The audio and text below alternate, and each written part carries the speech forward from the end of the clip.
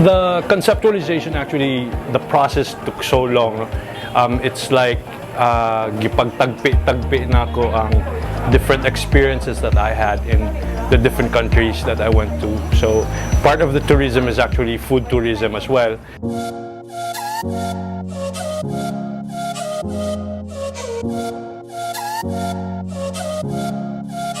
So I get to taste different food from different countries, and I get to experience also how it was being done.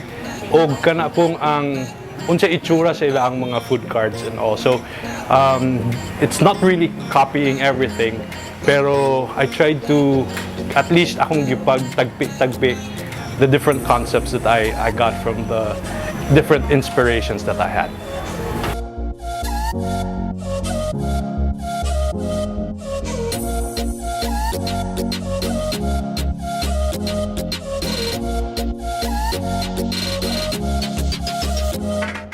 Murag nahog siya nga as akong gipagtagpi tanan, that becomes very unique in this place because kumbaga if I bring some of my friends with me man hidinhi mukaon sa food park, if di siya ganahag coffee, we've got something else to offer. So dili bitaw yun nga if you go to just one place and they're offering coffee ratanan, your friend nga dili ganahag coffee, di na pud siya ma-out of place siya. So here we offer different kinds of drinks, food and all. So if di ni mo ni type, na ay something else for you at the food park.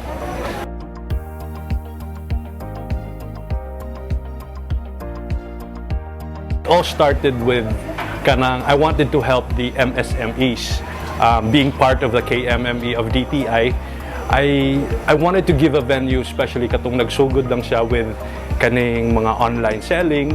So, and I tried to challenge them, kato akong mga kailang start of online selling, na it's about time that you will go into a physical store para at least mas madungagan pa ang ilaang customers. Kay sa online selling, sometimes kung wala kay online nga engagements, malimtan ka sa imo ang mga customers. Pero if you have your physical store, malabyan ka, you'll have additional pagyud ng mga customers nga maanha sa imo ang store.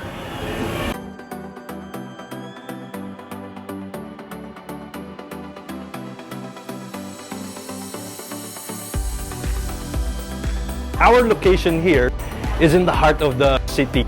In fact, busy siya gamay no nga street because naatay dool ta sa City Hall, dool ta sa City Court, dool po ta sa police station. And right across is just the Prospera Park. Daghang mga tao moadto didto, and it was just very timely because of the pandemic, murabag dili kagawas ang mga tao, and then niabot na gid sa time that people would really want to go out.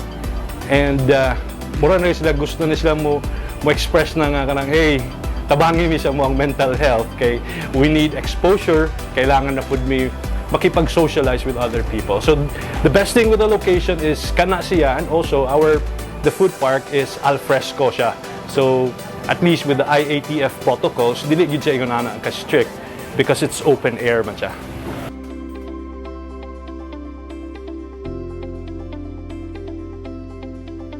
Prior to coming up with the food park, actually, nagsugod ko og katong paghimo og pesto because I was into organic farming back then, and then nagtanom kog daghag basil, sweet basil. And then niabot sa point na people are not actually buying the sweet basil no kung gina-harvest nato ba. So nag-overproduce ko, so I ended up coming up with the byproduct of the sweet basil, which is actually the kaning gitawag nato nga pesto. But akong gitagag a little twist, instead of using the kaning common lang nga nuts, akong gigamit ato nga time was pistachio nuts to add more kanang flavor of the pesto that I made. If you belong to the micro enterprise, kana sila less than 1 million gid na sila nga mga ilang pagsugod. So sila, they started with online selling lang, so you can't really expect nga dagko gyud kay sila capital. No?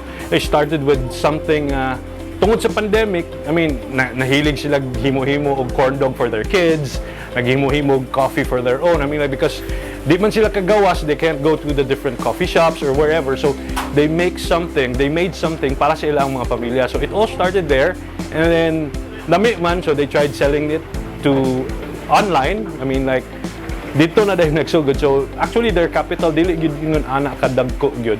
That's why they're considered as one of the micro enterprises. We have a kanang agency sa gobyerno, no, wherein they can really ask help. Na ay local coaches. I'm also one of the local coaches in Ozamis for DTI. Pwede gyud kaayo mo dool sa atong negosyo centers. If you're from another municipality or city, each LGUs na siya gitawag nga negosyo center, and you can actually go there if you need help, if you need advices and all. Pwede na sila makahatag gyud og advice sa inyo. Our food here, bali very diverse. I mean, like, if you come here sa food park, naami coffee, natay buffalo wings, burgers, churros, and we also have pang snacks. No, we have the corn dog, and we're proud to say that we also have the most legit nga takoyaki, because we're using our very own kaning gitawag natong octopus dinhi sa Misamis Occidental. So that's very unique, because some of the takoyaki nga imong nakuan is not really the legit na takoyaki, because they're using something else. Takoya in Japan is actually octopus. That's why it's called takoyaki. So that's mo na mo ipanghambog na mo dinhi sa food park. We also have siomai, a different na lain-lain na variety sa siomai, and then naay pang snacks with like shawarma and whatever that you like. Naa din ha mga Mexican nga something to munch in. We also have kaning milk tea, and ang atong fries din very affordable and lami sad kaayo. And then we have rice meals as well. And recently we just had the fried ice cream or rolled ice cream. So medyo patok gid siya for the kids and the young at heart. Nakatong okay pa gid sila mukahon og tamis. So the fried ice cream is good also. And then we also featured kaning street food sa Cebu. Gidala nato diri sa Ozamis ang kaning murag pinapungko-pungko og style. So we have ngoyong, ginabot, and kaning mga makita nimo sa street food sa Cebu. So we have this one. We have that here also sa food park. And of course, the first ever na vending machine in Ozamis is here at the food park. So that's something to look forward really. From the very start when we created this, ning tabang yun ko nila, ning assist ko nila, I gave some suggestions on the packaging. I gave some suggestions on how it should be presented. So since baguhan sila halos, they came from kaning online selling, so what I've learned from the KMME program of DTI, ako sad nang gi-apply pod sa ilaa. So actually karon 3 of them will be part of the KMME program and trainings as well, so for the next batch. The first challenge really is how we go about with the IATF protocols. Kana gyud kay sometimes mabot og level 4, level 3, level 2, but ang challenges are there to equip us and to make us better, no, when it comes to our management with the food park. So all we really do is like adhere to what the government would say. Kung may sila 50% off lang ta because it's level 4, now we need to do it. Ana lang ba? So sundon lang nato sila. Challenges also are like, for example, di ko kabalo kung malipay ba ko o mag-goal, because like there were one time during December kalit lang hagsa ang mga tao, and mo ko sa self ko nga unsa man ni malipay ba ko or mag-goal, because like yes malipay ka because it would, of course it means sales, but then on the other hand you need to control the crowd because of the IATF protocols and all, so murag mixed emotions in a way, but it's a good problem as what they say.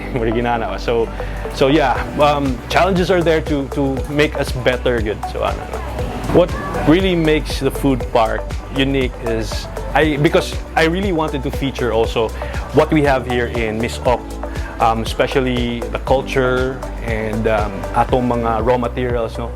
So in conceptualizing the food park, ako yung i-make sure na ay something unique, and then that would tell a story to kanang mga dili taga Miss Ok. Like for example, I made a canopy that's actually made of kaning gitawag nato bagakay nga variety of bamboo. Murag di na kay nato kayo sila makita somewhere else, but there's still naay lugar diri sa Ozamis nga naagyod gihapon ang mga bagakay. That's actually why it's called Barangay Bagakay. Medyo suok-suok siya dapita, but I really went ni ako ginagiadto dito, gipangita na ako to sa tatay nga gapamaligya og bagakay, and then ako siyang ginan ko nga I also encourage him actually to at least mo magtanong pa siya daghan nga mga bagakay, because pretty soon probably daghan pang ganahan pod na mukuha og bagakay. So I wanted to feature the bagakay in my kaning atong gitawag nga canopy area. Also nakita na ko pod na kaning mga sinapsapan sa lubi, sometimes ilabay na lang na nila.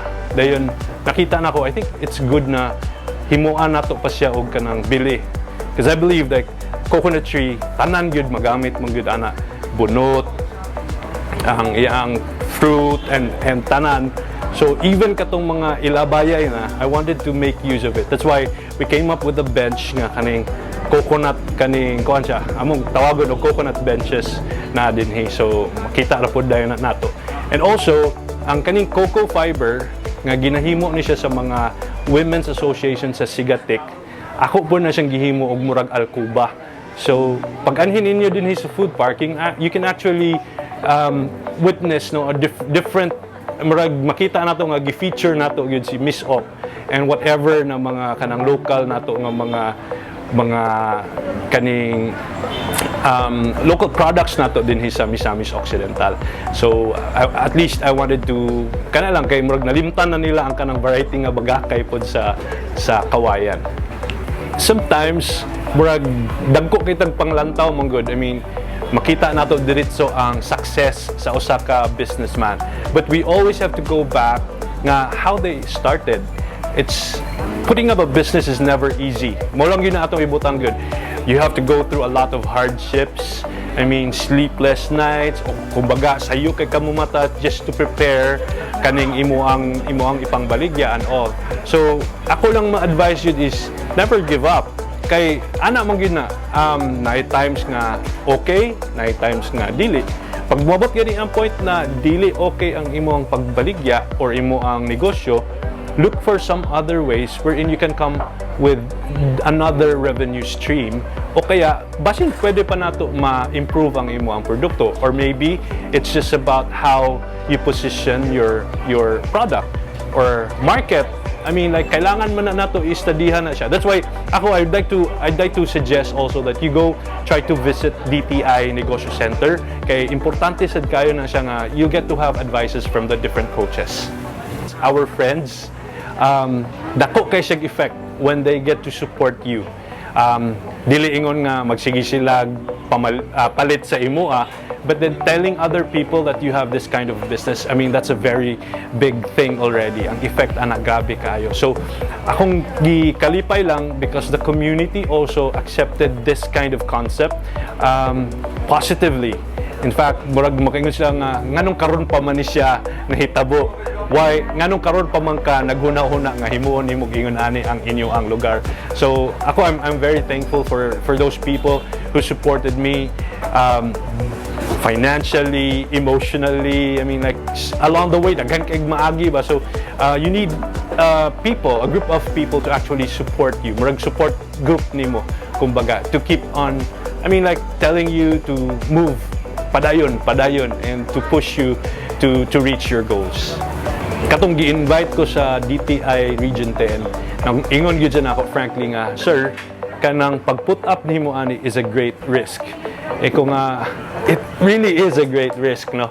Kay nata sa pandemya and all. But I tried to calculate also nga, until when man ta magtago sa itong mga balay. Ay moabot mo gyud sa point na people will really need to go out because kinanglan sila mo, they need to at least mo ginhawa ba, mo ginana. So, akong giuna-una nga, maybe pwede nato masakyan ni siya nga need sa mga tao. Let's create a venue wherein they can freely move, kay dili man ta air condition, so open air as long as we just follow the IATF protocols. So for me, it was really a great risk, pero thank God, with all the prayers and support of the people, we were able at least to kaning napadayon nato ba, I mean napadayon ang tao nga mo hidinhi.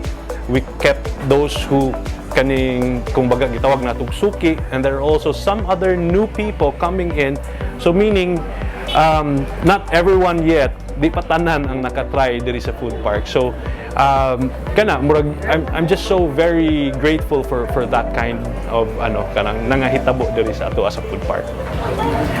The risk of kanang what if walay mo rent sa card, that was really something kanang ako yung gi-calculate yun ba. So conceptualizing it, wapag yun ko diretso ning bungkag sa lugar or ning do something until there's one person nga akong giduol nga, would you be willing to rent a cart from me?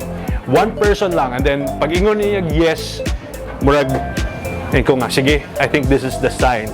So pag ingon niya yes, I try to offer to other friends and some other kuan kanang kaila.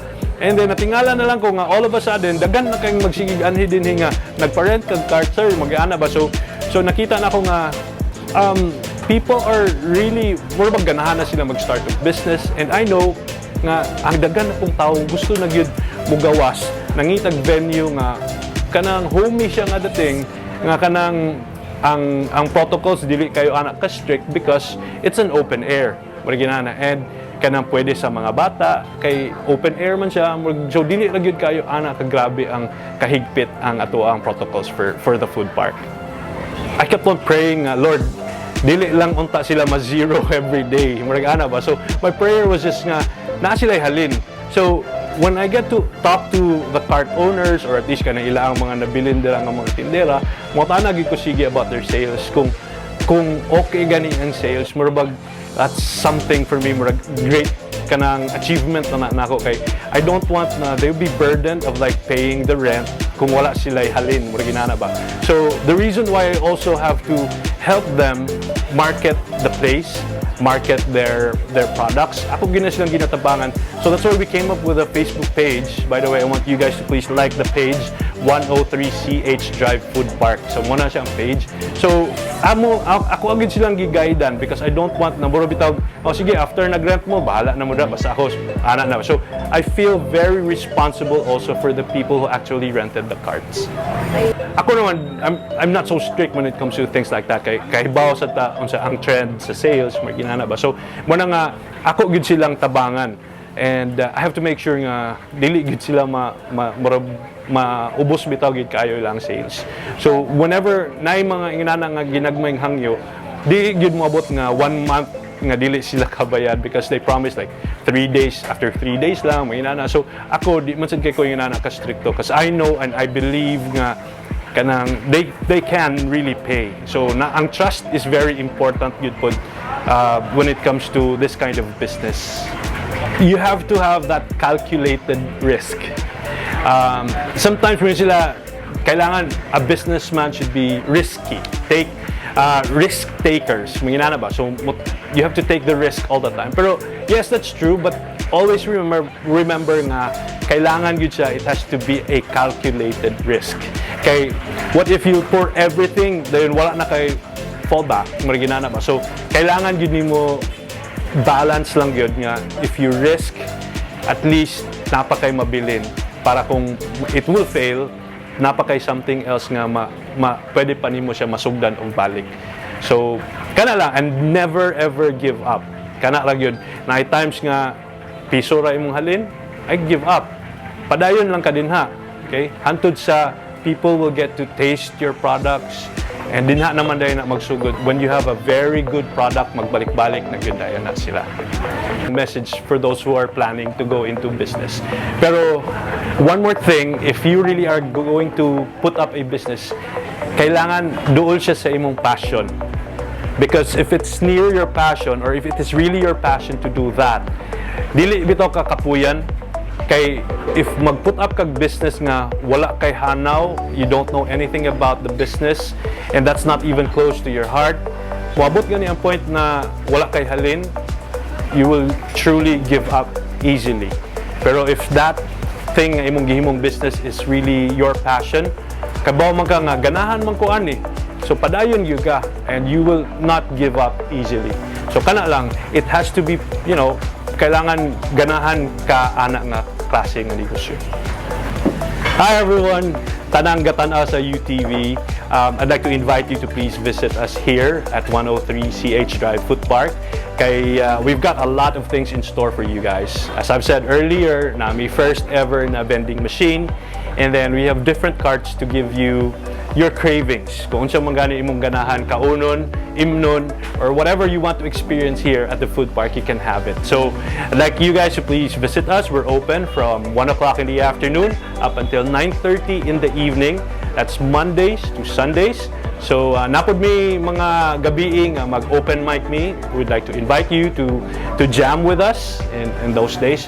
So don't forget to like our Facebook page para at least you'll be updated of our different activities. Thank you, and I'd like to take this opportunity also to thank UTV for featuring the food park. Thank you very much, and congratulations UTV.